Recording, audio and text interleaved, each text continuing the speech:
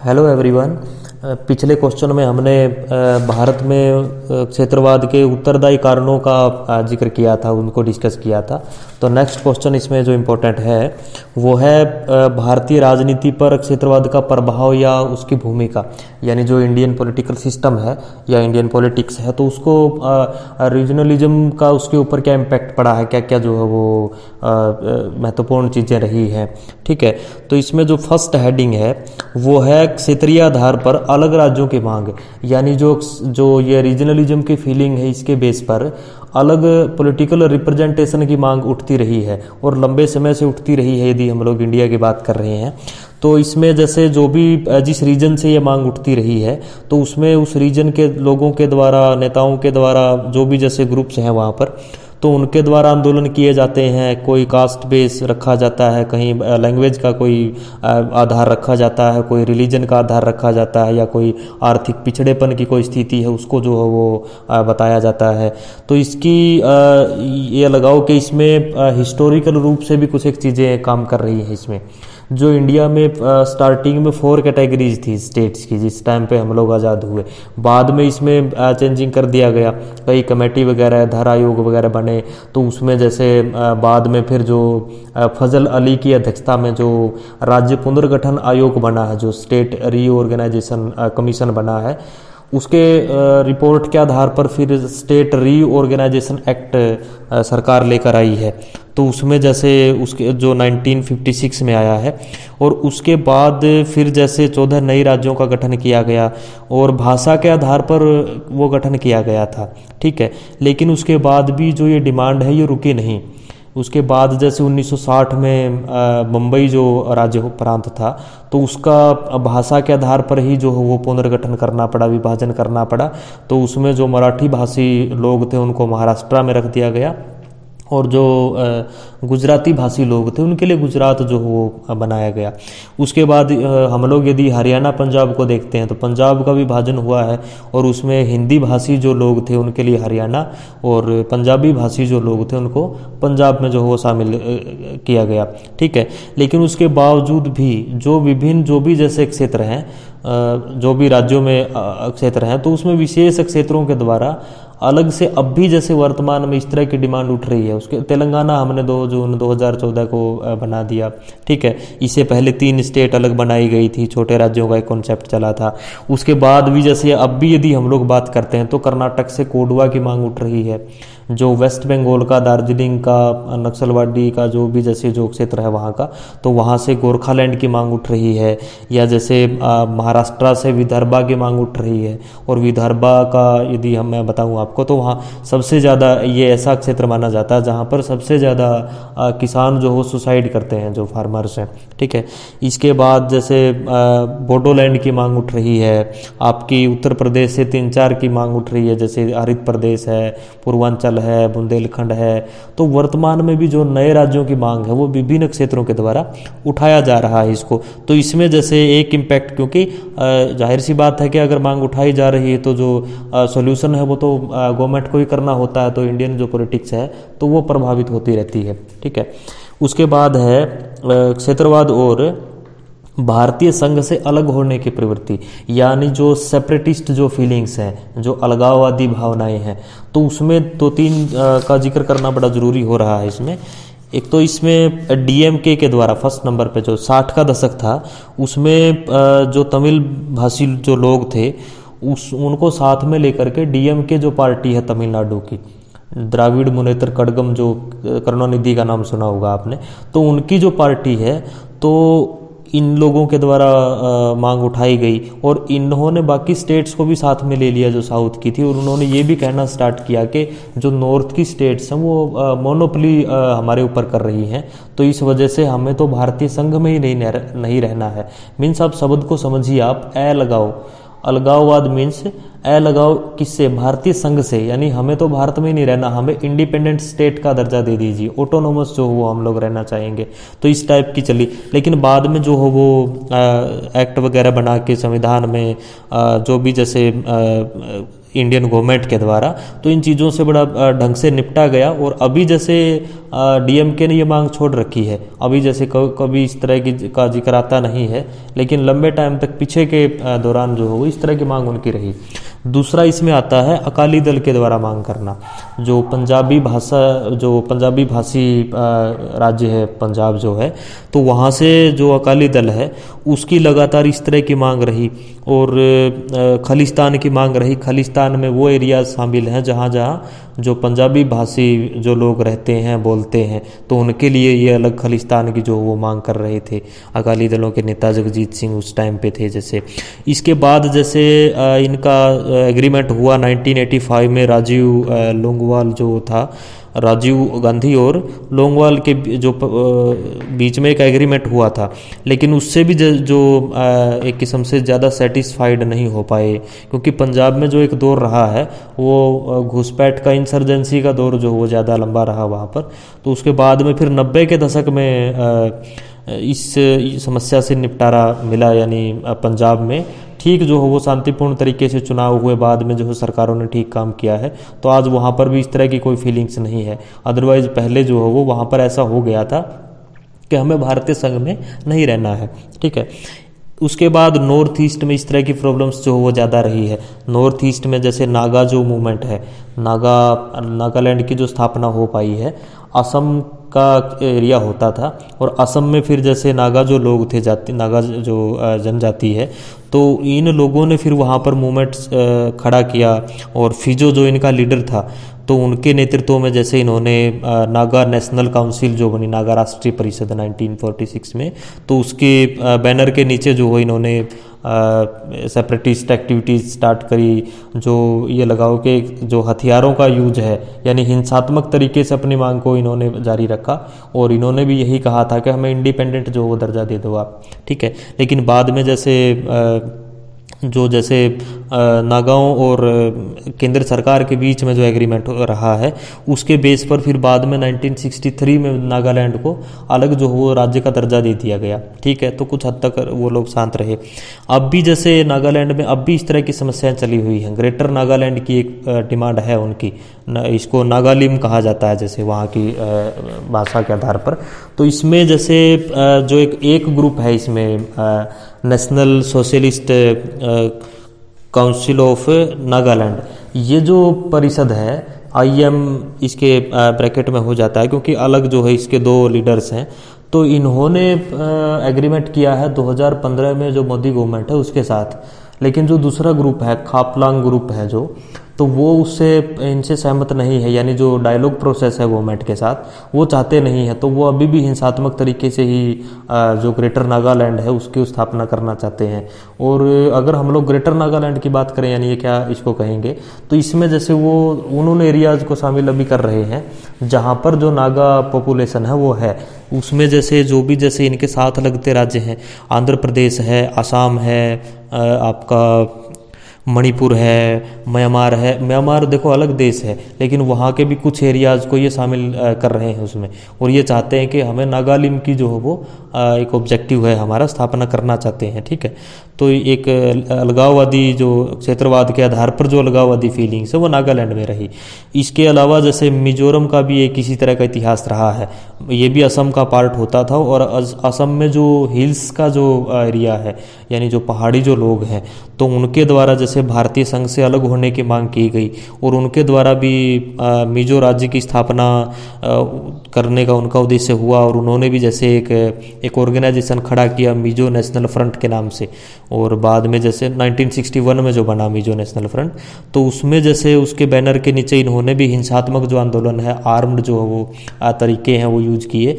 और उसके बाद फिर जो है इनके साथ भी जो एक पीस जो मिजोरम पीस अकॉर्ड हुआ है, अकॉर्ड में समझौता जो हुआ है 1986 में, उससे पहले 1972 में जो मिजोरम है उसको दर्जा दे दिया गया था यूनियन टेरिटरी का। लेकिन बाद में 1987 में मिजोरम को फुल स्टेट का जो है वो रिप्रेजेंटेशन मिला, दर्जा मिल गया, ठीक है। तो इस तरह की जो कोशिश है वो अलगाववादी जो भावनाएं हैं क्षेत्रवाद के आधार पर, तो वो भी भारत की राजनीति को और बल्कि राष्ट्रीय राजनीति को प्रभावित करती रही है, ठीक है। नेक्स्ट इसमें है क्षेत्रवाद और अंतर्राज्यीय झगड़े, यानी एक क्षेत्रवाद के आधार पर राज्यों में, विभिन्न राज्यों में आपस के विवाद भी बहुत ज़्यादा रहे हैं, अभी भी वर्तमान में चल रहे हैं। यदि हम लोग हरियाणा पंजाब की बात करें तो इनमें भी जैसे SYL को लेकर के है, चंडीगढ़ को लेकर के है, हाई कोर्ट को लेकर के है, तो बहुत सारी विवाद हैं इसमें। इसके अलावा जैसे जो इंटरस्टेट रिवर्स हैं उसको लेकर के नर्मदा नदी के ऊपर जैसे विवाद है मध्य प्रदेश, गुजरात या राजस्थान के बीच में, और इसके अलावा कावेरी नदी के ऊपर विवाद है तमिलनाडु और कर्नाटका के बीच में, या जो कर्नाटक, आंध्र प्रदेश और महाराष्ट्र में जो कृष्णा रिवर है उसके ऊपर, जो उसके पानी के ऊपर विवाद है। तो इसमें कहने का मतलब ये है कि हर राज्य अपने क्षेत्र को प्रेफरेंस दे रहा है, तो यहाँ पर भी जो रीजनल जो फीलिंग्स है तो वो जाहिर सी बात है पॉलिटिक्स को प्रभावित कर रही है। और इसमें जैसे बहुत बार ये भी ब्लेम लगाया जाता है कि जो नेशनल गवर्नमेंट है इन चीज़ों को सीरियसली नहीं ले रही है, यानी राज्य अगर लड़ रहे हैं तो उसको रोकना भी जिम्मेदारी जो हो सेंट्रल गवर्नमेंट की कहीं ना कहीं हो जाती है, तो वो उसको थोड़ा ठीक से निपटना चाहिए इन चीज़ों से, ठीक है। इसके बाद है क्षेत्रवाद और केंद्र राज्य संबंध है, यानी क्षेत्रों के आधार पर जो भी जैसे किसी स्टेट में यदि रीजनल पॉलिटिकल पार्टी की है या कोई अलग दल की सरकार वहाँ पर है तो अपने रीजन में जैसे वो सेंट्रल गवर्नमेंट के द्वारा जो भी चीज़ें रेगुलेट करी जाती हैं, मीन्स जो भी चीज़ें जो इंस्ट्रक्शंस दी जाती हैं तो बहुत बार उनको फॉलो नहीं किया जाता है। जैसे 1968 में जो सेंट्रल एम्प्लॉयज़ हैं तो उनकी स्ट्राइक के रिगार्डिंग जैसे केरल को जो इंस्ट्रक्शन सेंट्रल गवर्नमेंट की तरफ से दी गई थी तो वहाँ पर, क्योंकि उस टाइम पे जो कम्युनिस्ट पार्टी की सरकार थी वहाँ पर, तो उन्होंने जैसे इसको कहा कि तो श्रमिक विरोधी डिसीजन है सेंट्रल गवर्नमेंट का, इट मीन्स उन्होंने उसको लागू करने से इनकार कर दिया। इसके बाद जैसे इस तरह की चीज़ रहा है, जो भी जैसे जो दार्जिलिंग का नक्सलवादी जो क्षेत्र रहा है जो वेस्ट बंगाल का, तो उसमें जैसे हथियार रखने के ऊपर बैन लगा दिया था सेंट्रल गवर्नमेंट ने, तो उसमें भी राज्य सरकार ने कहा कि जो फेडरल सिस्टम है तो उसके साथ आप जो वो कहीं ना कहीं लगाओ कि उसको आप एबोलिश करना चाहते हो। इसके अलावा भी और भी जैसे इस तरह के कई ऐसे इश्यूज रहे हैं जहाँ पर, या जैसे जो भी पैरामिलिट्री फोर्सेज वगैरह कहीं भेजी जाती है तो उसको लेकर के भी केंद्र राज्यों के बीच में विवाद रहे हैं, क्योंकि उनका ये कहना होता है राज्यों का कि आप हमारे एक क्षेत्र में इंटरफेयर कर रहे हो, ठीक है। इसी तरह का जैसे वेस्ट बंगाल में पीछे अभी ममता बनर्जी की गवर्नमेंट है तो मोदी गवर्नमेंट के आने के बाद भी इसी तरह की चीज़ें वहाँ पर मिलिट्री को लेकर के रही हैं, ठीक है। नेक्स्ट पॉइंट इसमें है पूर्ण राज्य की मांग, यानी क्षेत्रीय भावना के आधार पर राजनीति को एक चीज़ ये भी प्रभावित करती रही है कि कई जो भी जैसे अभी जैसे हम लोग हिमाचल प्रदेश की यदि बात करें तो पूर्ण राज्य है, लेकिन इससे पहले जो है ये यूटी था।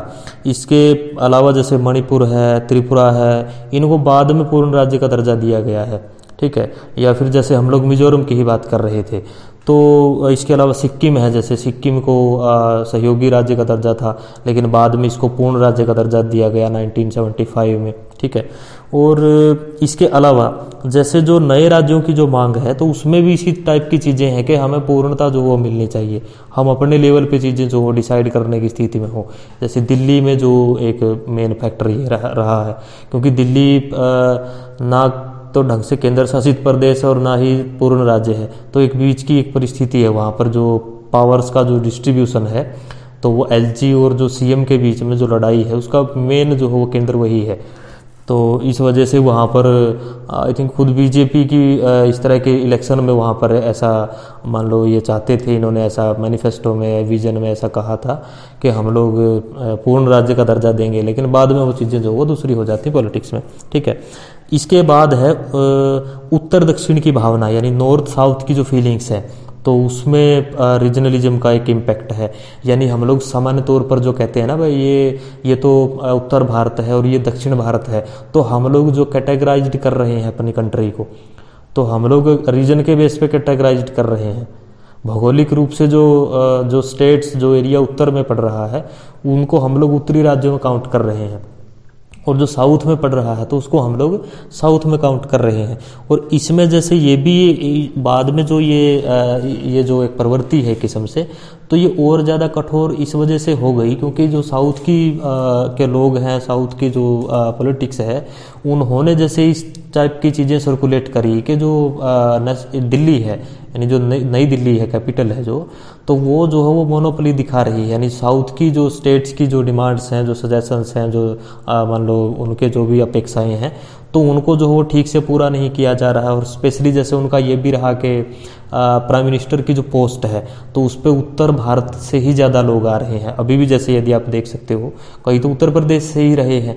इसके अभी जैसे जो मोदी हैं तो वो खुद जो है वो वाराणसी से रिप्रेजेंटेशन कर रहे हैं लोकसभा में, तो उत्तर प्रदेश से बिलोंग करते हैं, गुजरात से बिलोंग करते हैं बेसिकली देखा जाए तो। लेकिन जो निर्वाचन क्षेत्र इनका है तो संसदीय क्षेत्र इनका वाराणसी है, तो ये भी उनका एक मेन रीजन रहा है। ठीक है, तो इससे भी जो हो वो एक ये लगाओ कि भी एक बहस का एक विषय जरूर है, यानी नॉर्थ साउथ की पॉलिटिक्स का जो एक डिफरेंस है, जो एक इम्पैक्ट है। इसके बाद है क्षेत्रवाद और भाषावाद, यानी भाषा भी कहीं ना कहीं एक अहम फैक्टर हो जाती है रीजनलिज्म में, और इससे भी जो हो भारत की राजनीति प्रभावित होती रही है। इसमें यदि हम लोग गौर करें तो एक तो इसमें भाषा के आधार पर राज्यों का मामला ही है, क्योंकि लैंग्वेज के बेस पे यदि आपने गठन कर दिया है तो जाहिर सी बात है कि जहाँ पर कोई ऐसा विशेष क्षेत्र है तो और वहाँ एक ही भाषा बोली जा रही है बड़े क्षेत्र में, तो उनको ये लगभग जो है वो एक एहसास ही ऐसा हो जाता है, उनको ऐसा लगने लग जाता है कि यदि बाकियों को जो हो अलग राज्य का दर्जा मिल सकता है तो उनको क्यों नहीं मिल सकता है। वहाँ पर इस तरह की फीलिंग्स जो है वो क्रिएट हो जाती हैं।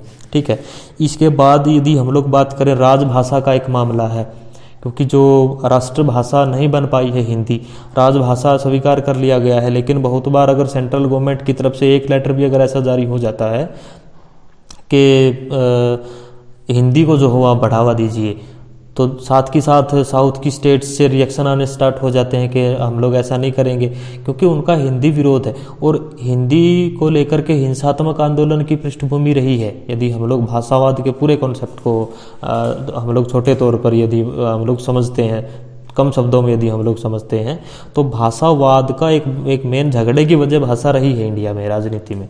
तो इसके अलावा एक और फैक्टर इसमें काम करता है, वो है जो 8वीं अनुसूची है। 8वीं अनुसूची में जैसे 22 भाषाएं हैं जो मान्यता प्राप्त भाषाएं हैं, जो जैसे अभी अलग अलग रीजन्स में यानी क्षेत्रों में जो बोली हैं, जो भाषाएं हैं, तो वो उनकी भी लगातार इसी तरह की कवायद है कि वो कैसे भी करके जो 8वीं अनुसूची है उसमें अपनी भाषा को स्थान दिलवा पाएँ, क्योंकि उसमें फिर जैसे गवर्नमेंट्स को फंड देना पड़ता है या उनको उनके ये लगाओ के डेवलपमेंट के लिए प्रयास करने पड़ते हैं, तो एक किस्म से उनके अस्तित्व को बचाने के लिए ये एक कवायद हम लोग कह सकते हैं।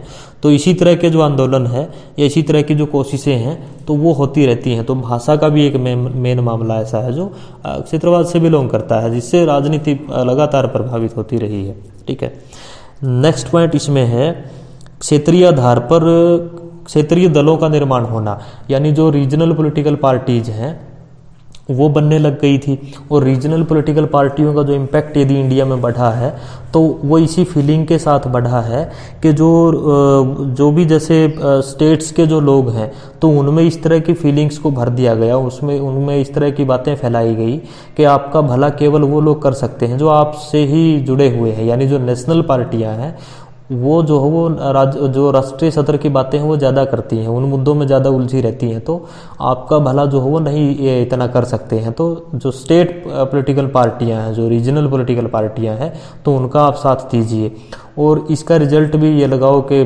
फेवर में ही रहा है।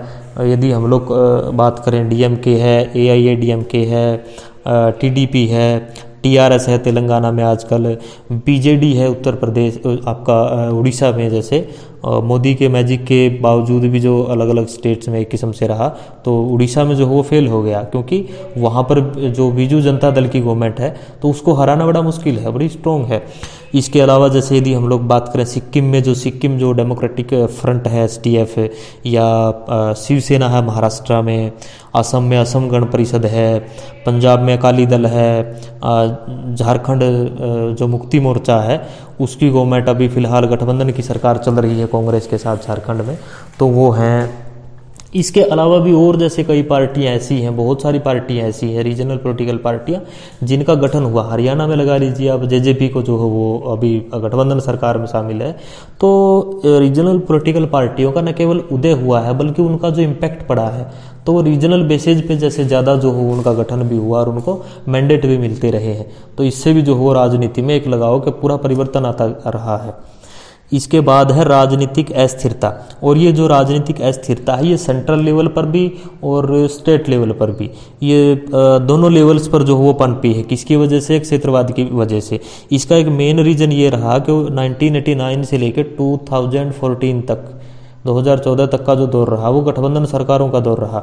और अब हम लोग अगर नेशनल पॉलिटिक्स की ही यदि हम लोग बात करें, राष्ट्रीय राजनीति में ही ऐसे ऐसे लोग जो वो 90 के दशक में प्रधानमंत्री बन गए जो ये लगाओ उस पद के इतना कोई योग्य नहीं थे। उसका एक मेन रीजन यही रहा कि लोगों ने जो रीजनल पॉलिटिकल पार्टियां थी उनको जो है वो चुनना स्टार्ट कर दिया, उनको लोकसभा में भी सीटें देनी स्टार्ट कर दी और नेशनल पॉलिटिकल पार्टियों का जो जनाधार है वो नीचे आ गया।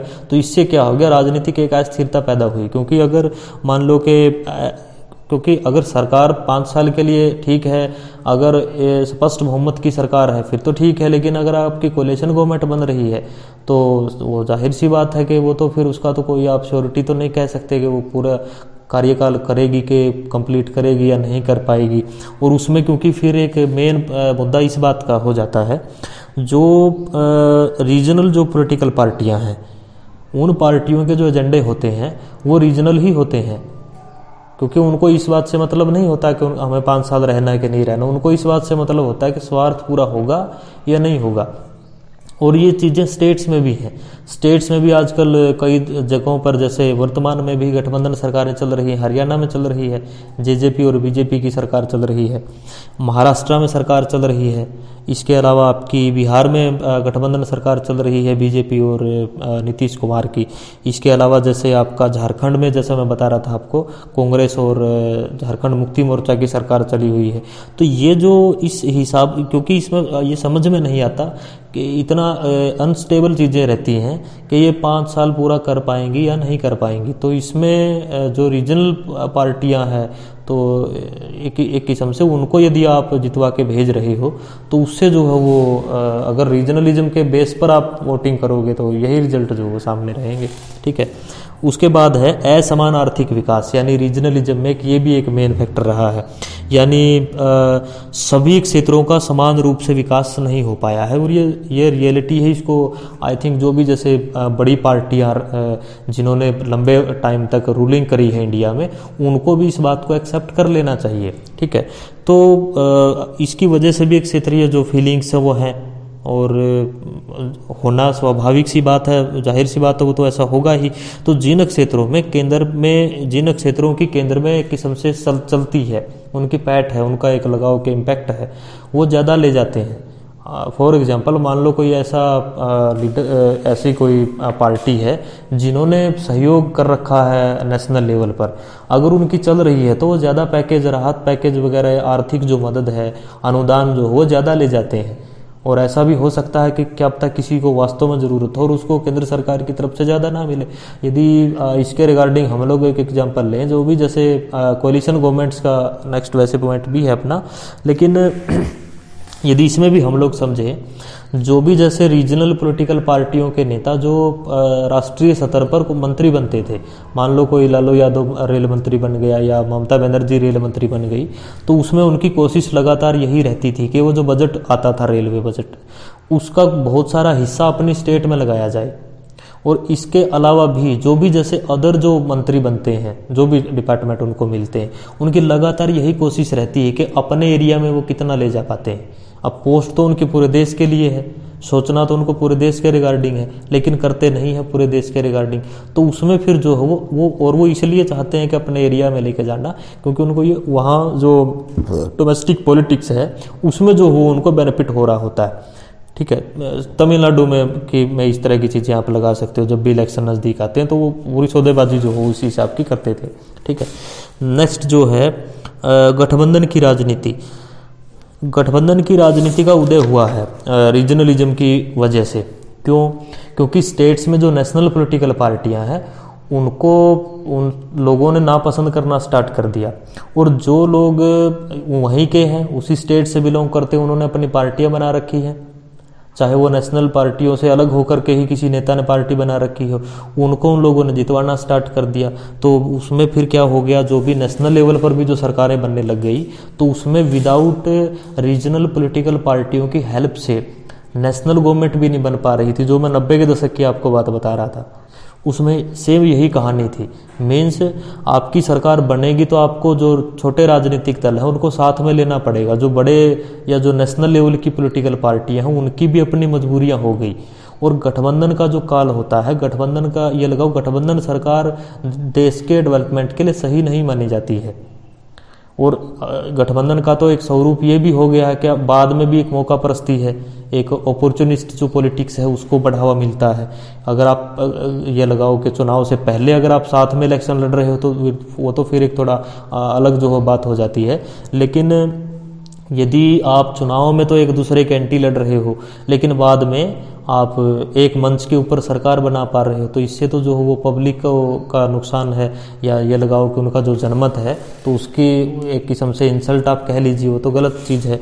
तो ये जो चीज़ें रही हैं, और ये अच्छी बात है 2014 से हम लोग जो देख रहे हैं, वन पार्टी का को मेजोरिटी जो हो मिल रही है, क्लियर कट मेजोरिटी मिल रही है, ये अच्छी बात है।